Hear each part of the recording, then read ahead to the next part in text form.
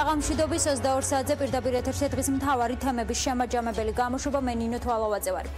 თბილისში მელიქიშვილის ქუჩის მიმდებარე ტერიტორიაზე საქსეს ბარი გაქურდეს. როგორც ბარის მფლობელი ნია გვათუა ამბობს, წაღებულია რამდენიმე $1000 ღირებულების ტექნიკური მოწყობილობა, სასმელი და თანხა. მისი თქმით, გამომძიებლები ბარის მფლობელს აღარ დაკავშირებია, რადგან ბარში LGBT თემის წარმომადგენლები დადიან.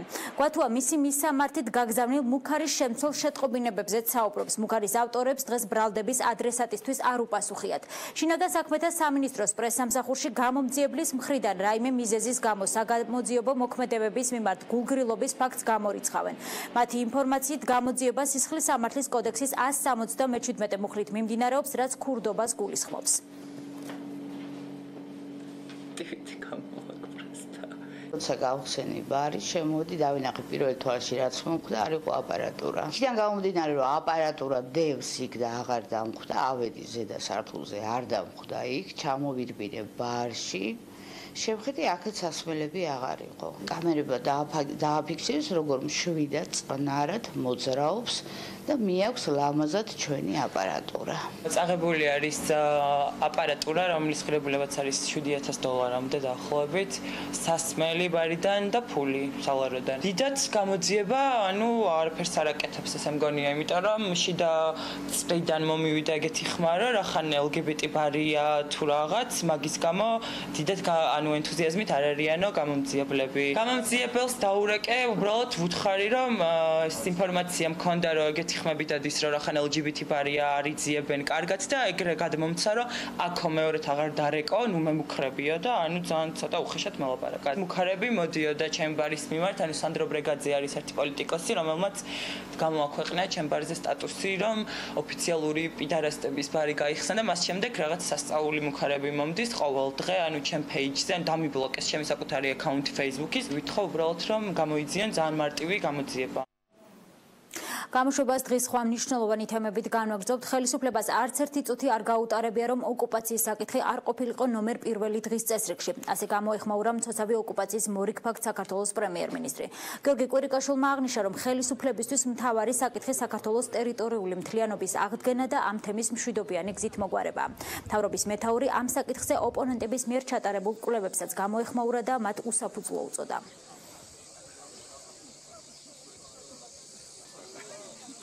135 სოფელი, როგორც ამას ცდილობს წარმოაჩინოს ჩვენი ოპოზიცია, ოპოზიციის ნაწილი თუ გნებავთ, გახლავთ დაკარგული არა მცოცავი ოკუპაციის შედეგად, არამედ ოკუპაციის შედეგად და ოკუპაცია გახლავთ ის მძიმე მემკვიდრეობა, რომელიც ჩვენმა პოლიტიკურმა ძალამ მიიღო, როდესაც ჩვენ მოვედით ხელისუფლებაში. და ჩვენ ყველაფერს გავაკეთებთ იმისათვის, რომ ამ მძიმე მემკვიდრეობისგან გავათავისუფლოთ ჩვენი მომავალი თაობა. ჩვენ აუცილებლად გადავდგამთ იმ ნაბიჯებს, რომელიც მიგვიყვანს საქართველოს ერთიანობამდე. იმ ადამიანებს, რომლებმაც 26 წელი ჩაკეტილ წრეზე ატარეს ჩვენი ქვეყანა, ისევ ამ წრეზე შეგვიყვანონ. ეს არის გამორიცხული. ჩვენ აუცილებლად ძნელია, მაგრამ ცივი გონებით გადავდგამთ იმ ნაბიჯებს, რომლებიც ამ პრობლემას მოაგვარებს. მინსკში ეუთო საპარლამენტო ასამბლეის ყოველწლიური სესიის ფარგლებში საქართველოს საპარლამენტო დელეგაციის ხელმძღვანელი სოფიო ქაცარავა პლენარულ ხდომაზე გამოვიდა და ასამბლეის დელეგატებს სიტყვით მიმართა. სოფიო ქაცარავამ ეუთო სივრცეში უსაფრთხოების, ტერორიზმისა და სხვა მიმართულებით არსებულ გამოწვევებზე ისაუბრა და განსაკუთრებული ყურადღება რუსეთ საქართველოს კონფლიქტსა და ოკუპირებულ ტერიტორიებზე უსაფრთხოებისა და ადამიანის უფლებების კუთხით შექმნილ ვითარებაზე გაამახვილა. საპარლამენტო დელეგაციის ხელმძღვანელი საოკუპაციო ხაზზე ეგრეთ წოდებული საზღვრის აღმნიშვნელი ბანერების უკანონო აღმართვის ფაქტსაც გამოეხმაურა და აღნიშნული ქმედება დაგმო.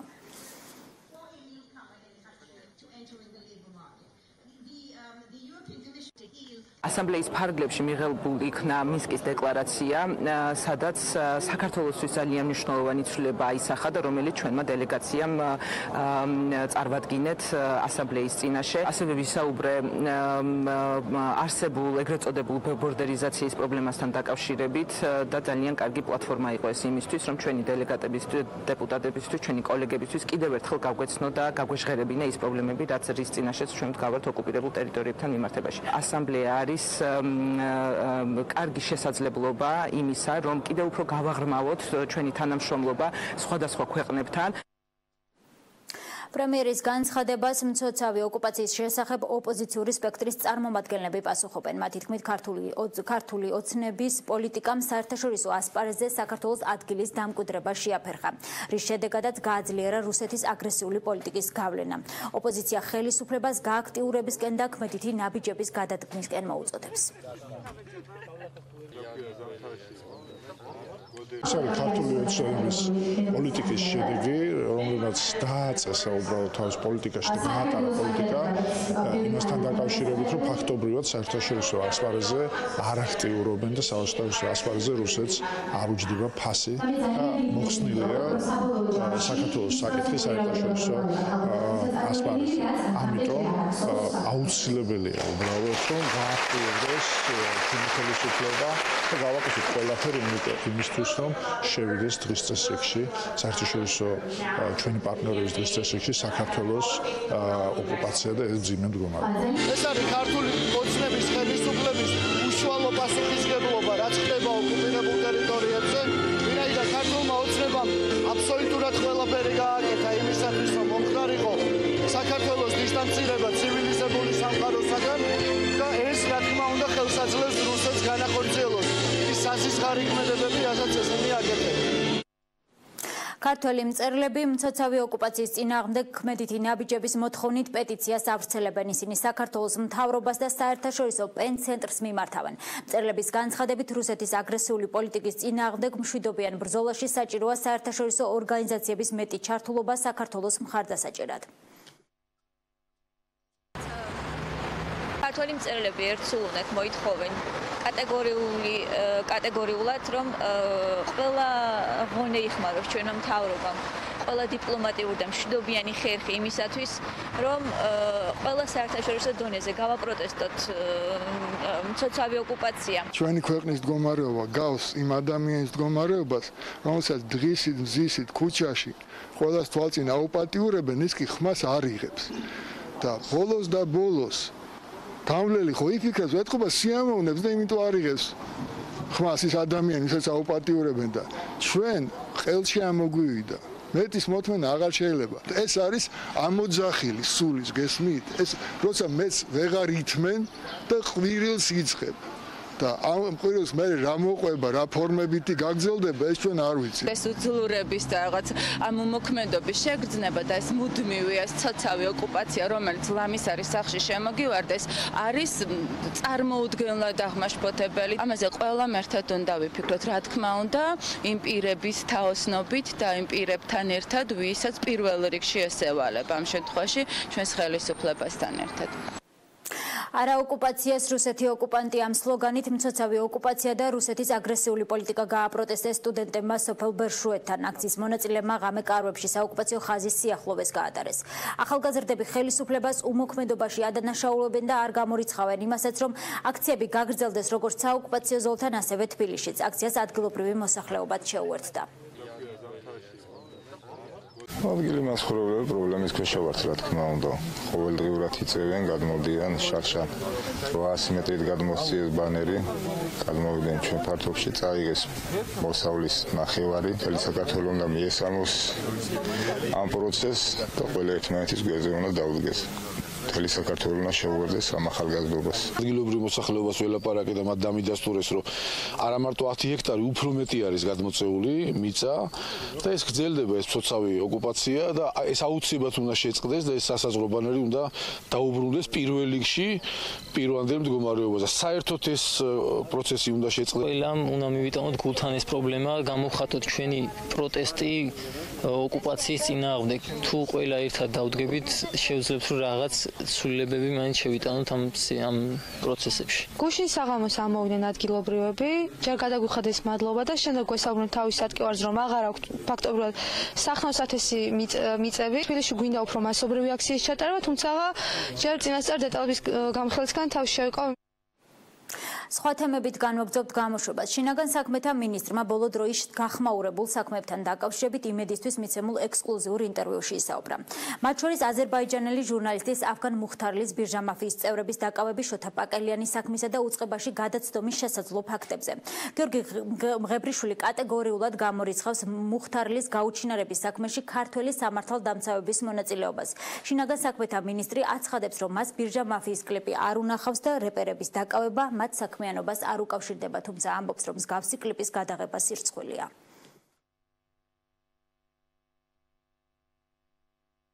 ყველა იმ ლოკაციიდან იქნა ამოღებული ეს ჩანაწერები, ხდება ანალიტიკური დამუშავება ამ ჩანაწერების.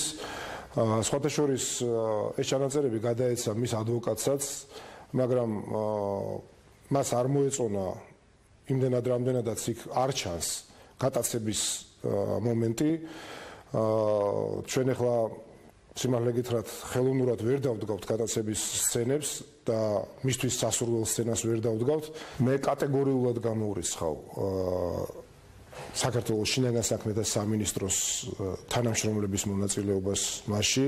უფრო მეტიც მე კატეგორიულად გამოურიცხავ ყველა ძალოვანი უწყების ჩართულობას ამ მოცემულობაში, რასაც გვთავაზობს მუხთარლი და მისი ადვოკატი. მე გულწრფელად გეტყვით, რომ ნამდვილად არ მქონდა ნანახი ეს კლიპი. მე მთელი პასუხისმგებლობით გეუბნებით იმასაც, რომ არავითარ შემთხვევაში მათი დაკავება არ უკავშირდება მათ ნამუშევარს და არ შეიძლება რომ შური იძიოს ვინმემ და მით უმეტეს ამ ფორმით და მით უმეტეს პოლიციელებმა. მე ეს კლიპი ვნახე მხოლოდ და მხოლოდ მათი დაკავების შემდგომ. მძიმე შთაბეჭდილება მოახდინა ჩემზე ამ კლიპმა. ეს არ არის კონკრეტული პოლიციელის გაშარჟება, ეს არის მთლიანად მთელი სისტემის დაკნინების მცდელობა. მას თან ჰქონდა ეგრეთ წოდებული ბიო ნარკოტიკი, რომელიც მან მიიღო და გადაყლაპა. რომ არა პოლიციელების მყისიერი რეაგირება, ეს ადამიანი დღეს ცოცხალი აღარ იქნებოდა. იქვე იქნა დაშვებული შეცდომა. მისი ამ ფორმით გაჩრეკის უფლება პოლიციელს ჰქონდა, მაგრამ არა სხვა პირების თანდასწრებით. მე არ გამოურიცხავ, რომ მისი ადვოკატის მიერ იყოს, ესე ვთქვათ, გავრცელებული ეს კადრები, მაგრამ 100% დაზუსტებით მე ამას ვერ გეტყვით, მაგრამ ერთი რამე შემიძლია გითხრათ, რომ წვდომა ამ კადრებთან პოლიციელებს ნამდვილად არ ჰქონდათ. რა თქმა უნდა, პრობლემები არის, მაგრამ ეს პრობლემები არ არის სისტემური ხასიათის. არის ცალკეული პრობლემები, რომელსაც ჩვენ ეტაპობრივად ვასწორებთ. უამინდობა საქართველოში ძლიერმა სეტყვამ ლაგოდეხის სოფლები დააზარა. ლასტიქია იყო ნინიგორში, გიორგეთში, აფენსა და ლაგოდეხში. დაზიანდა სასოფლო სამეურნეო სავარგულები, ერთწლიანი ბოსტნეული სკულპტურა და ვენახები. სეტყვას თან ახლდა ქარი, რის გამოც ელექტროსადენები დაზიანდა და სოფლებს ელექტროენერგია არ მიეწოდებოდა, თუმცა ამ დროისთვის უკვე აღდგენილია. ზარალის დათვლა ხვალ დილიდან დაიწყება.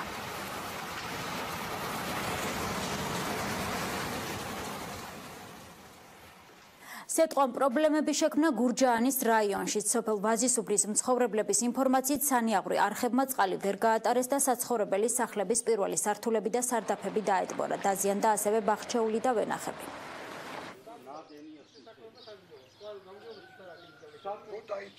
მთელი წყალი შემოვიდა სახლებში, ოჯახებში და რა თქმა უნდა იქ მოსავალიც გაფუჭდა, ვისაც ეზოები და ბაღჩები ჰქონდა, იქ სახლებში შემოვიდა, დაუზიანდაც ტექნიკა ვის რა ჰქონდათ გაფუჭებული. სანიაღვრე არხებიც ახლაც ამოვსებულია. არ ვიცით რა გვეშველება და რის იმედი უნდა გქონდეს, არ ვიცი. გაწმენდას ვითხოვ და გაკეთებასაც ვითხოვთ, რომ ეს ისე გაკეთდეს, რომ ჩვენ მეორედ აღარ დავზიანდეთ. აი უბანში სულ ყველა დაზარალდა. სახი არ დამჭა ისეთი, რომ წყალი რო არ იყოს შესული. აგ იქით მანქანა მიყენია, თუ გინდა დონე ნახეთ წყლისა, პირდაპირ ზედეწყობა საბურავებზე, პირდაპირ ეწყობა დონე. რამხელა იყო და კედელზე ნახეთ აგ იმ ხელა წყალი იყო ეზოში. თუ რამე კალისტრები მქონდა, თუ რამე გქონდა, სუნთელი ეზოში გამოიტანა და აი ეგ სვეტმანში არეული. დაკვლავ პოლიტიკური თემებით განვაგრძობთ გამოშვებას. პრემიერ-მინისტრმა კონსტიტუციის პროექტზე კონსენსუსის მიღწევასთან დაკავშირებით პრეზიდენტის შეთავაზებას უპასუხა. გიორგი კვირიკაშვილის თქმით, ის მზად არის ოპოზიციურ პარტიებთან გარკვეულ საკითხზე იმსჯელოს და კომპრომისზე წავიდეს. ოპოზიცია კი საკონსტიტუციო ცვლილებებთან დაკავშირებით ორი მოსმენით მიღებული დოკუმენტის იურიდიული ჩეხიდან გამოსვლის გზებსა და კონსენსუსზე მართველი გუნდისგან კონკრეტულ პასუხებს ითხოვს. სამწუხაროდ ოპოზიციის უდიდესი ნაწილი არ არის განწყობილი კონსტრუქციულად იმისკენ, რომ ჩვენ უფრო ფართო კონსენსუსს მივახციოთ. კონსტიტუციის შექმნის ცვლილებების წერის პროცესში იყო შექმნილი კომისია, რომელშიც ყველას ჰქონდა საშუალება ჩართულიყო, მათ შორის პრეზიდენტს და მის ადმინისტრაციას. დღეს საკითხი არის ორი მოსმენით დასრულებული.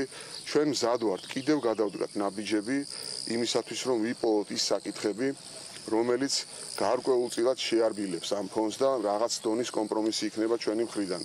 ამისთვის ჩვენ მზად ვართ ჩავერთოთ ოპოზიციურ პარტიებთან მოლაპარაკებებში და ნებისმიერ წარმომადგენელს ოპოზიციური პარტიების ხაზსვამ, რა თქმა უნდა, აქვს აბსოლუტურად საშუალება იმის, რომ ამ დიალოგში ჩაერთოს. როდესაც პრემიერ-მინისტრი პარტიის თავმჯდომარე ამბობს ერთ პარლამენტის თავმჯდომარე მეორეს ვიცე-სპიკერი საერთოდ გამორიცხავს რაიმე ცვლილებას უკვე 40 მიღებულ კონსტიტუციაში. ეს იმას ნიშნავს, რომ თავად არ არიან შეჯერებული ამ საკითხზე და რატომღაც ოპოზიციას მოუწოდებენ, რომ იყვნენ კონსტიტუციურები. გვაჩვენონ, რას ნიშნავს მათი მხრიდან დათმობებზე წასვლა. როგორ გამოვდიან იურიდიული ჩიხიდან, როდესაც ორი მოსმენით უკვე არის მიღებული კონსტიტუცია და რა მექანიზმი არსებობს ამ დოკუმენტის გამოხმობის ან სხვა ფორმით მასში ცვლილებების შეტანის. პრემიერი ამბობს სხვა რამეს, რეალურ ცხოვრებაში ხდება აბსოლუტურად სხვა რამე. თუ ხელისუფლებას მართლაც უნდა რაიმე ფორმის დიალოგი, როგორც მინიმუმ მათ უნდა გააკეთონ ის, რომ განაცხადონ, რომ მზად არიან კონსტიტუცია დაბრუნდეს მეორე მოსმენაზე და ამის შემდეგ უკვე ვისაუბროთ, რა შეიძლება იყოს კომპრომისი და სად შეიძლება გადიოდეს დათმობების ხაზი, მაგრამ დათმობებზე საუბარი მაშინ, როდესაც არაპირებენ მეორე მოსმენაზე დაბრუნებას და კანონი მესამე მოსმენით არის, ეს არის უბრალოდ დაცინვა ქართული პოლიტიკური სპექტრისაც, ქართული საზოგადოებისაც და ემსახურება მხოლოდ და მხოლოდ ვენეციის კომისიის და ბატონი ბუკიკიოს შეცდომაში შეყვანას. დღეს გიორგი კვერიკაშვილი საქართველოს საზღვრიდან უკან გაბრუნებულ ინდოეთის მოქალაქის ამბავსაც გამოეხმაურა. მისი თქმით, ქვეყანაში ტურისტების შემოსვლას მიესალმება, მაგრამ სახელმწიფო უწყებებს ამა თუ იმ ვიზიტორისთვის ქვეყანაში შემოსვლაზე უარის თქმის უფლება აქვთ.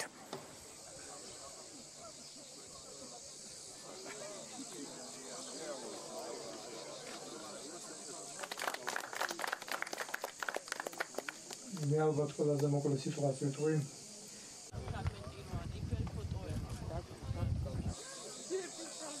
ჩვენ არაერთ ნაბიჯს დგამთ ამ მიმართულებით, რომ ტურისტების რიცხვი გაიზარდოს. ყველა ქვეყანაში არსებობს იმიგრაციის და ნატურალიზაციის სამსახურები, რომლებიც ცალკეულ შემთხვევებში სხვადასხვა სახელმწიფო უწყებებიდან მიღებული ინფორმაციის საფუძველზე ღებულობენ უარის გადაწყვეტილებას.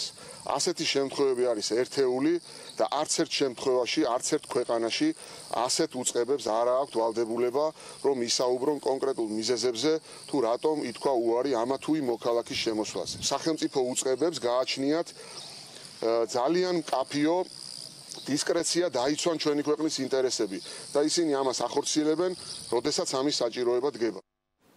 ყვარლის რაიონის სოფელ შილდასთან მეღვინეობა ნელ-ქარისი გაიხსნა, რომელსაც პრემიერ-მინისტრი გიორგი კვერიკაშვილი და ხელისუფლების წარმომადგენლები ესწრებოდნენ. საწარმო 2014 წელს ერთიანი აგროპროექტის ფარგლებში აშენდა და ის თანამედროვე იტალიური ტექნოლოგიით აღიჭურვა. კომპანიამ 4 მილიონი დოლარის ინვესტიცია განახორციელა.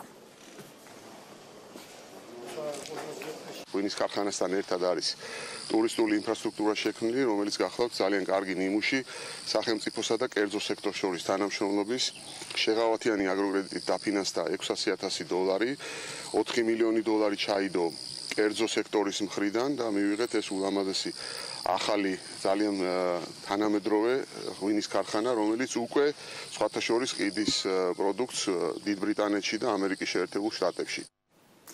ერთიანი ნაციონალური მოძრაობის მერობის კანდიდატმა ზაალ უდუმაშვილმა კრწანისის რაიონის მაჟორიტარი დეპუტატობის კანდიდატად ლილე ლიპარტელიანი წარადგინა. ლიპარტელიანის თქმით, ის მზადაა ადგილობრივი ხელისუფლების დონეზე გადმოიბაროს ყველა პრობლემა და მოაგვაროს ისინი.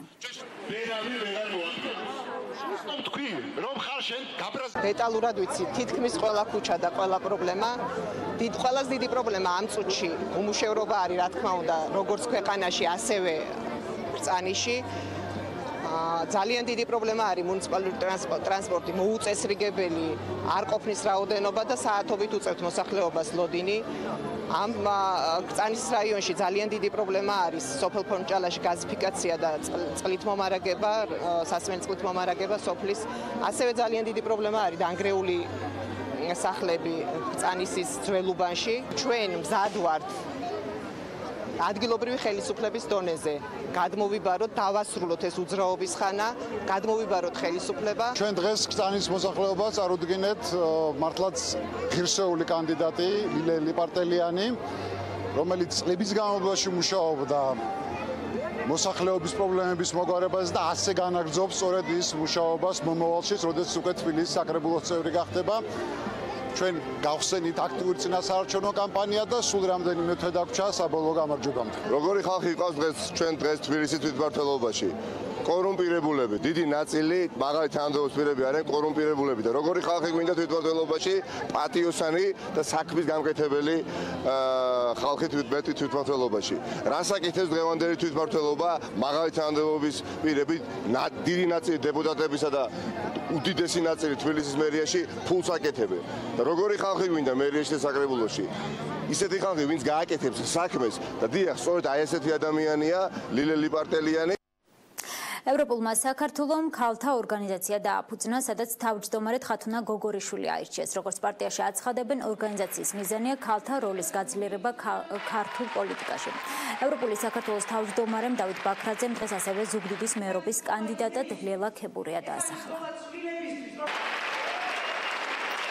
ჩვენთვის ძალიან მნიშვნელოვანი არის ქალების აქტიურობა, ქალების მონაწილეობა პოლიტიკურ პროცესში. აქ ამ ხრივ ჩვენ ქვეყანა ძალიან ბევრია კიდე მისაღწევი. ესენი არიან ადამიანები მთელი ქვეყნის ყველა კუთხიდან, ყველა რეგიონიდან, სოფლებიდან. ესენი არიან სწორედ ის ადამიანები, რომლებიც თავისი აქტიურობით, თავისი ერთგულებით ევროპული ფასეულობებისადმი მოიტანენ ცვლილებას ამ ქვეყანაში. ქალთა ორგანიზაციის მიზანი არის ხელი შეუწყოს ქალების ჩართულობას პოლიტიკაში, რაც შეიძლება მეტი ქალი ლიდერი იყოს პარტიაში, განსაკუთრებით რეგიონებში და რაიონებში.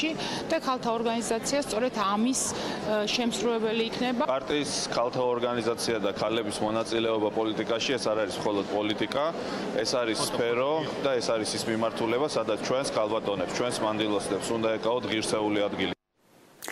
ბათუმის რეფერალურ საავადმყოფოში პაციენტის გარდაცვალების ფაქტზე გამოძიება დაიწყო. გარდაცვლილი ნინო კაციძის ახლობლები ექიმებს უყურადღებობასა და გულგრილობაში ადანაშაულებენ. მათი თქმით, პაციენტი რამდენიმე დღე უგონო მდგომარეობაში აპარატზე იყო მიერთებული და მისი სხვა საავადმყოფოში გადაყვანის საშუალება მედპერსონალმა არ მისცა.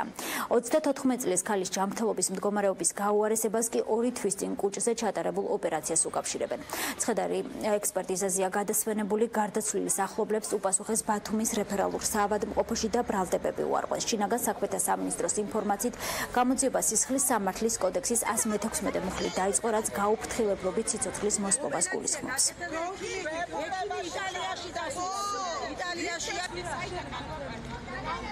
ჩვენ ჯამრთელი სრულებით ჯამრთელი გოგო მოვიდა მოვიყვანეთ, იმიტომ რომ კუჭის ოპერაცია გაიკეთა და არასწორი დიაგნოზით გაიკეთა მაგ ოპერაცია. მოვიყვანეთ, ხოდ დავაწვინეთ და ეს შედეგი მოგვივიდა.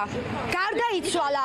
ყველა დღე რომ მივდიოდით და ვეკითხებოდით, რომ როგორ ამ მდგომარეობა 50-50-ზე სტაბილურიაო. ჯანდაცვის მინისტრთან ან ვინმე დავილაპარაკოთ. ყველა ექიმის ყველას კლავენ აქ, აი არავინ მე არ მინახავს აქედან გასული. უბრალოდ გვაინტერესებს, რატოა ეს საერთოდ ეს კლინიკა ღია და რატო ფუნქციონირებს. მთელი 2 კვირია ეს პაციენტი წერს რეანიმაციის განყოფილებაში. 2 კვირია გვეუბნებია, რომ სტაბილურია მდგომარეობა, უკეთესდება არაფერი. ჩამოვიყვანეთ პროფესორი, რომელსაც შესულა მთელი ის დაჭირდა ხალხის ჩარევა. ჩვენი მოთხოვნები არის დღეს ის, რომ რომ მოვედით, როგორც გითხეს, მიცვალებული იყო აქ და აი ჩვენს აქ ყოფნაში როდის გააპარეს და რატო წაიყვანეს აქედან არ ვიცით. მე კიდე არავინ საერთოდ პასუხისმგებელი პირი არ ჩანს. ვეკითხებით დაცვას, პოლიციას, ვინ არის მორიგე მაინც გაგვესაუბროს, არავინ პასუხს არაფერზე არ გვცემს. პაციენტი ჩვენთან ჩვენი კლინიკაში შემოვიდა 22 რიცხვში, რეანიმაციურ განყოფილებაში მოთავსდა 28 რიცხვში. მდგომარეობა იყო კიდევ ისეთ მძიმე, რა თქმა უნდა, მიმდინარეობს ახლა ექსპერტიზა და ექსპერტები გაცემენ პასუხს ყველა კითხვაზე. დიაგნოზი იყო იშემიური ინსულტი, ორმხრივი თალამუსის არეში. ეს იყო ძირითადი დაავადება. ავტოსაგზაო შემთხვევა ქობულეთში ავტომანქანა ქვეით დაეჯახა დაშავებულია 16 წლის მოზარდი სასწრაფო სამედიცინო დახმარების ბრიგადამ თავდაპირველად ქობულეთის სამედიცინო ცენტრში გადაიყვანა, თუმცა მოგვიანებით მისი ბათუმში რეფერალურ საავადმყოფოში გადაყვანა გახდა საჭირო. სასწრაფო სამედიცინო დახმარების ექიმის განცხადებით პაციენტს ქალა ტვინის დახურული ტრამვა დაუდგინდა. შინაგან საქმეთა სამინისტროს ინფორმაციით მომხდარზე გამოძიება 276 მუხლის პირველი ნაწილით დაიწყო, რაც ტრანსპორტის მოძრაობის უსაფრთხოების ან ექსპლუატაციის წესის დარღვევას გულისხმობს, რამაც ჯანმრთელობის დაზიანება გამოიწვია. ქალა ტვინის დახურული ტრავმა იყო, თავის ტვინის დაჟიჟილობა პრინციპში ეპიდურული ჰემატომა იყო მწვავე, რომელიც იწვევდა თავის ტვინის დისლოკაციას მარცხენა გემის ფერდობზე. და იყო ინტრაკრანიალური ჰიპერტენზია, რის გამოც გადმოყვანილი იქნა ჩვენს კლინიკაში, გაკეთდა ოპერაცია სასწრაფო წესით. ამჟამად პაციენტის მდგომარეობა პრინციპში დამაკმაყოფილებელია, ჯერჯერობით რეანიმაციაში რჩება, თუმცა გონზეა. შემოვიდა გამოძახება ავტოსაგზაო შემთხვევაზე, აღმაშენებლის 640-ის მიმდებარედ ადგილზე დააკვდა 16 წლის გოგონა დაზარალებული ქალა ტვინის დახურული ტრამვით. სასიცოცხლო მაჩვენებლები პარამეტრები იმ დროისთვის ნორმაშია. პაციენტი გადმოყვანილი იყო ქობულეთის რეგიონულ საავადმყოფოში საშუალო სიმძიმით. დიდუბის საზოგადო მოღვაწეთა პანთეონში ჯაბა იოსელიანის საფლავი შეურაცხყვეს. უცნობა პირმა საღებავით საფლავის ქვაზე დატოვა წარწერა გადამასვენეთ. დასუფთავების სამსახურმა საფლავი უკვე გაწმინდა და პირვანდელ მდგომარეობას დაუბრუნდა. დიდუბის საზოგადო მოღვაწეთა პანთეონის დირექტორი ბადრი გუთათელაძე მომხდარს ხვალინდელ თარიღს უკავშირებს 10 ივლისი ჯაბა იოსელიანის გარდაცვალების დღე. ეს პირველი შემთხვევა არ არის, როდესაც ჯაბა იოსელიანის საფლავზე მსგავსი წარწერა დაწერეს. ეს არის წუხანდელი გაკეთებული, გადამასვენებელი წელი. რეაგირება რა იქნება? არ ვიცი რა უნდა იყოს ახლა დაზიანებული საფლავი არ არის. ვიღაც მოვიდა და დაწერა ასეთი რაღაც. აქ იყო შემთხვევა უთო დააწებეს, რაღაცები გააკეთეს და ნუ ახლა ამაზე რა უნდა იყოს, წაიშლება და ეგ არის. დაუცხოეთის სიახლეების სტამბოლის ცენტრში პრეზიდენტ ერდოღანის მოწინააღმდეგეებმა მორიგი საპროტესტო მიტინგი მოაწყვეს. იქამდე აქციის მონაწილეებმა ანკარიდან სტამბოლამდე ეგრეთ წოდებული სამართლიანობის მარში გამართეს. დემონსტრანტები მასობრივ დაპატიმრებებს აპროტესტებენ, რაც გასულ წელს გადატრიალების წარუმატებელ მცდელობას მოჰყვა. პრეზიდენტმა ერდოღანმა საპროტესტო აქციის მონაწილეებს ტერორიზმის მხარდამჭერები უწოდა.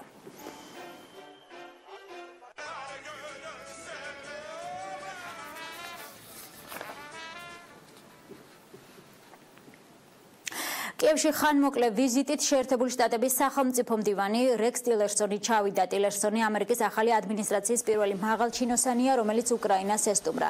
ტილერსონი თავდაპირველად უკრაინის არასამთავრობო ორგანიზაციების წარმომადგენლებს შეხვდა, შემდეგ კი პრეზიდენტ პეტრო პოროშენკოსთან გამართა მოლაპარაკება. რექს ტილერსონი კიევში შეერთებული შტატების ახალ სპეციალურ წარმომადგენელთან კურტ ვოლკერთან ერთად ჩავიდა. პრეზიდენტ ტრამპის დავალებით სწორედ ვოლკერი იქნება უკრაინის კონფლიქტის მოგვარების პროცესში შეერთებული შტატების წარმომადგენელი.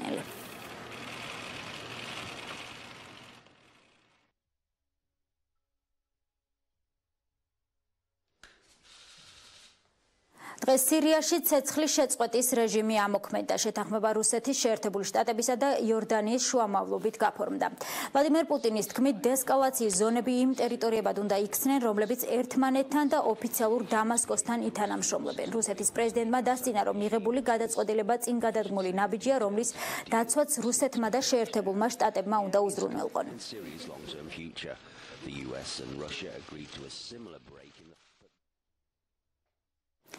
იაპონიაში სტიქის შედეგად გარდაცვლილთა რიცხვი 18-მდე გაიზარდა. 30 ადამიანი დაკარგულად ითვლება, 600-ზე მეტი კი გარე სამყაროსაა მოწყვეტილი. კუნძულ კიუსიუზე რამდენიმე დღეა გადაუღებლად წვიმს, რამაც წყალდიდობა და ღვარცოფი გამოიწვია. სტიქის ზონიდან მოხდა მოსახლეობის ევაკუაციაც.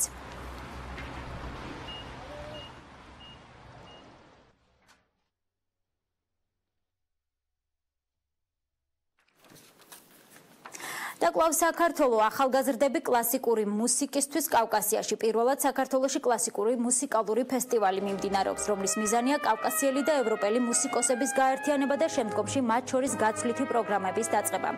სამეფო უბნის თეატრის სცენა 3 დღის განმავლობაში კლასიკურ, ქართულ, ხალხურ და კინო მუსიკას დაეთმობა. ფესტივალი თბილისის მერიისა და გერმანიის საელჩოს მხარდაჭერით მიმდინარეობს. Das Festival Youth for Classics in the Caucasus. ეს ფესტივალი კავკასიელი და ევროპელი მუსიკოსებისთვის კულტურების გაცვლის შესაძლებლობაა. ასევე ერთგვარი მშვიდობის სიმბოლოც. ძალიან ბევრი გერმანელი და კავკასიელი სოლისტი ყავს. დღევანდელი დღე სიმფონიურ მუსიკას დაეთმო. ხვალდაზე კი ქართული ფოლკლორი და კინომუსიკა აჟღერდება. მუსიკა არის უნივერსალური ენა იმის გასაგებად, რომ მშვიდობა არის მთავარი მსოფლიოში. ძალიან მნიშვნელოვანია, რომ 2008 წლის შემდეგ პირველად უკრავთ საქართველოში. ღონისძიება არის ძალიან მნიშვნელოვანი იმით, რომ 2005 წელს დაარსებული კავკასიის კამერული ორკესტრი, რომელიც სამწუხაროდ საქართველოს რუსეთის ომის დროს 2008 წელს დაიშალა, იმიტომ რომ შეუწყდა დაფინანსება. გაერთიანდა ამდენი წლის შემდეგ პირველად. ძალიან ბევრი ქვეყნის კულტურა არის გაერთიანებული ამ ორკესტრში, არიან სასუნხეთიდან, საქართველოსდან, გერმანიიდან, აზერბაიჯანიდან. კარგია, რომ ბარდონოვებს უკვე ახალგაზრდთან გერმანულ მუსიკოსებთან აქვს საშუალება აჩვენოს ის დიდი ხელოვნება, რომელსაც ხასიათდება ის როგორც დიდებული მუსიკოსი, როგორც დირიჟორი და კომპოზიტორი სხვა შორის. მე ერთ-ერთი მათგანი ვარ, ვინც ყოველთვის მადლიერებით ვეკიდები მის 8 წელს ჩემი ქვეყნისათვის და ჩვენი კულტურული პროცესების კიდევ უფრო გაცოცხლებისათვის. აი სწორედ ამას ემსახურება ეს გაცვლითი პროექტი, როდესაც გერმანელ მუსიკოსებს უერთდება ქართველი და არა მარტო ქართველი. საინფორმაციო გამოშვება დღეს ამით დასრულებულია. მომავალ შეხვედრამდე.